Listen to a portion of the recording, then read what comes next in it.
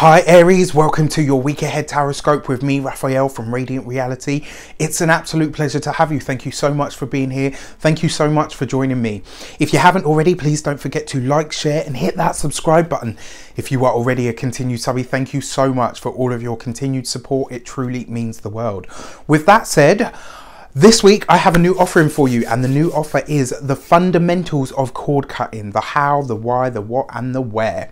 With that said, before we start, I would like to bless all of my decks of cards, as always, with all forms of love, light, peace, prosperity and abundance. And I pray that the messages that come through are ultimately clear and concise, and they help you on your path to your highest vibrational good. So let's see what this week ahead has in store for you. What are you removing, releasing or letting go of from your life path this week? What are you removing, releasing or letting go of from your life path this week? And this week, Aries, you're letting go of the Two of Swords. So this moment, and some of you have as well, for certainly the ones that I've spoken to, some of you Aries have had real moments of indecision recently, which is very rare for you. But, you know, when you think that Libra is your direct opposite in the zodiac, sometimes when we express the worst or the unconscious aspects of our sign, we actually delve into moments of our complete opposite, what is the mirror. So the Two of Swords is about making decisions, but it's also about trusting your gut. And this really feels for me like there's been like an indecision for you guys. It's almost like you've had so much energy with Mars being in Aries. You've had so many ways and avenues and even ideas for you to put into practice that you've kind of been like, okay, what do I do with all of it? Do you know what? Just take a minute, take a breath, take a focus and direct your power into whatever it is that you want to create, my dear Aries, because you guys are super, super powerful at the moment. You know, you've got your ruler in your sign. It's always a powerful place to be. And the fact that you're letting go of the Two of Swords really does, for me, feel like you are, it's like you're releasing this idea that you can't choose something. It's like, it's almost like this moment of not being able to commit to something or to somebody.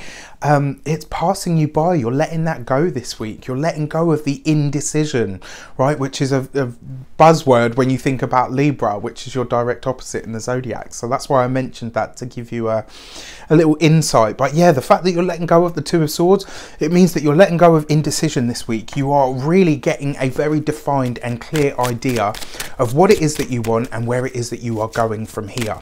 So what are you working on now? What is at the heart or the meat of the matter, as I always like to say? And this week you get the Queen of Wands, a fire sign female, and Aries, Leo or Sagittarius. So this could possibly be you. Just throw my deck all over the floor there. This could possibly be you, but it could equally be an archetype of yourself. So it could, you know, it could talk about your need to re-establish or reaffirm yourself, to really stand your ground on something. The fact that the Queen of Wands actually rules the sign of Leo means that this really is about how you present yourself. So this whole thing about being indecisive is the reason you're letting that go, is because you're now ready to reaffirm what it is that you want, but also you're ready to reaffirm your own identity.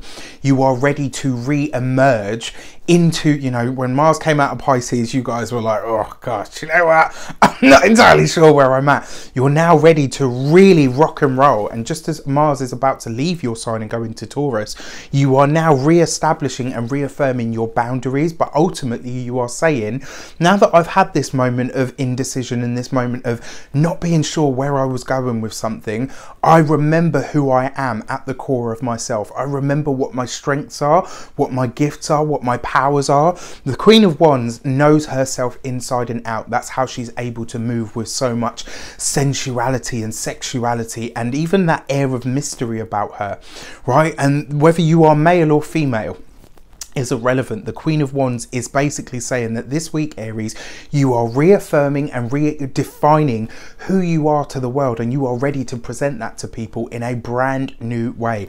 I'm really excited to see what you guys come up with, actually, because there's a pioneering energy that rules Aries in general, right? So when you guys go through what's the word, a re-imaging of self, it's always really, really exciting to watch. So what are you welcoming in? What is the overarching or overriding Reydiant energy, the Taurus card, right? So you've got the Empress. This is about fertile ground, but it's also about nurturing an idea into the world or into completion. This new aspect, this new part of yourself, this new projection of who you are is what you're nurturing and nourishing now. It's basically allowing people to see who you have become with all of the knowledge and the information that you have now assimilated into your being. The fact that you're welcoming in Taurus means that you're welcoming in abundance, you're welcoming in money, you're welcoming in a new era of prosperity. And we're not talking just about finances, you know, to really know who you are and be comfortable in defining and standing in that power of that person. That is true abundance, that is true wisdom, that is true prosperity, if you like. So the fact that you guys are backing this up with the practical stuff is just a win-win. Let me know in the comments how it shapes up for you, and take care, and I'll see you very soon for more videos.